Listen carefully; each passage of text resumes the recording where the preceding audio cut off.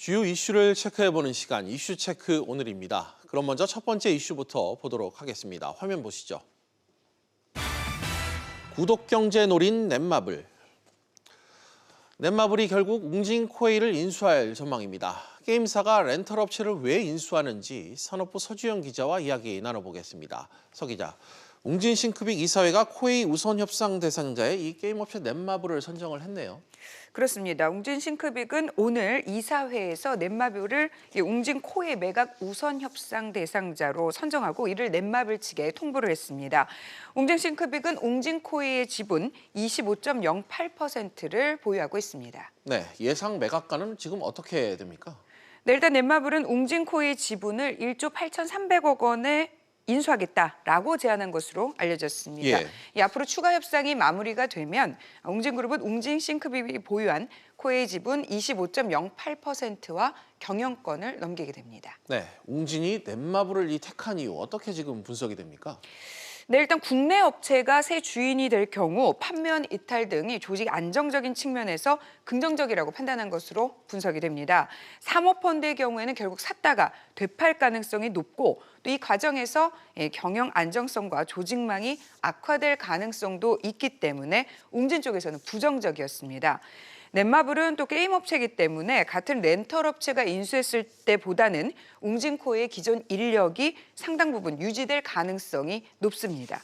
두 번째는 넷마블의 자금력입니다. 보유 현금이 2조 원 가까이 되고 실제로 자금 조달력이 최대 5조 원 수준으로 평가받고 있는 점도 큰 영향을 미친 것으로 분석이 됩니다. 서 기자, 그런데 왜 이 게임 업체가 방문 판매업에 뛰어드는 걸까요? 네, 일단 방준혁 넷마블 이사회 의장의 강한 의지가 있었던 걸로 알려졌습니다. 방 의장은 넥슨 인수에 실패한 이후에 계속 투자를 엿보고 있었던 것으로 알려졌는데요. 특히 구독경제 미래를 확신하고 이번 웅진코웨이 인수를 밀어붙였다는 게 내부 이야기입니다. 구독경제란 다달이 돈을 내고 제품을 대여해서 쓰는 렌탈 사업 등을 말을 하는데요. 한마디로 성장이 둔화된 게임업을 뛰어넘는 새 수익 창출원이 필요했다는 겁니다. 업계에서는 현금 흐름이 우수한 코웨이가 넷마블의 확실한 캐시카우 역할을 할 것으로 전망을 하고 있습니다. 네, 이 웅진 코웨이가 넷마블 경영에 좀 도움이 과연 될까요? 네, 일단 방준혁 의장이 제시한 2020년 매출 5조 원 달성이라는 경영 목표에도 웅진 코웨이가 중요한 역할을 할 것으로 보이는데요. 지난해 기준 넷마블의 매출은 약 2조 원, 코웨이는 약 2조 7천억 원이었습니다. 넷마블은 현금이 매우 풍부하지만 자산을 활용해서 이익을 내지는 못하고 있는 상황인데요.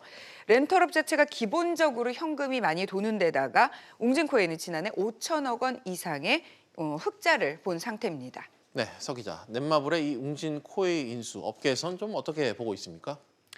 네, 넷마블이 웅진코웨이 인수를 통해서 IoT, 즉 사물 인터넷 기업으로 진화할 것으로 업계에서는 관측을 하고 있습니다. 전문가 얘기 들어보시죠. 이런 쪽에 현재 4차 산업혁명과 관련된 IT 역량을 전공하게 돼서 유저들 데이터를 확보해서 유저에게 좀 더 가치를 제공할 수 있는 상품을 제공을 한다 그러면은 이제 현재 가격보다는 좀 더 높여서 업셀링을 할 수 있는 여력은 있다라고 보고 있어요. 네, 이 밖에도 이 동남아, 미국 시장에 진출을 해서 이제 확보하고 있는 여러 가지 계정들과 영업망이 넷마블에게는 또 매력적인 요소로 보이고 있는 상황입니다. 넷마블은 오늘 입장문을 통해서 이 코웨이는 해를 거듭할수록 꾸준히 성장하고 있다며 앞으로는 동남아 그리고 미국 시장에서도 고성장할 것으로 본다라고 밝혔습니다. 또 글로벌 구독경제 시장 규모가 2020년 약 5,300억 달러, 우리 돈으로 600조 원에 달할 것으로 보이고요. 국내 개인 가정용품 렌탈 시장 규모 역시 내년에 10조 7천억 원 규모로 성장이 예상되고 있습니다.